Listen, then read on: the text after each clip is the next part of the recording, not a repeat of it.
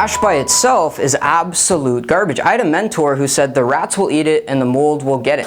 It's just going to go away, right? It's being devalued every second of every day. The greatest tax in the world is inflation. It's a hidden tax. It goes down in value, right? They just print more, so your ability to buy things goes down because the price of things goes up and your income stays the same. What I do with money, the first thing I do when I get to my office every single morning, 8:45 a.m., is I look at my cash accounts, and after that, I manage my liquid assets. Look, this is what I saw today. I'll show you so you don't have to show the whole world. Look.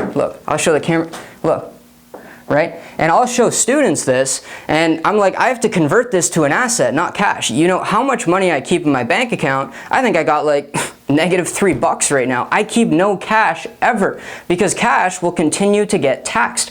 Now there's a game with a tax code. There are certain things you can buy. A house is not one of them. A car is not one of them. Well, there are a couple cars that you can buy and actually write off if they're heavy enough, like 6,000 pounds or over or something like that. I was reading about it the other day. But guys, cash is trash. Invest it in you. Invest it in assets. Invest it in people. But for the love of your financial health, get rid of it ASAP, ASAP. And by the way, your best investment, the ones that paid me over 10,000% ROIs, are only the investments I've made in myself. No crypto, no real estate, no stock that I've ever bought at least has come close to earning me the money I've managed to earn me because of what I know.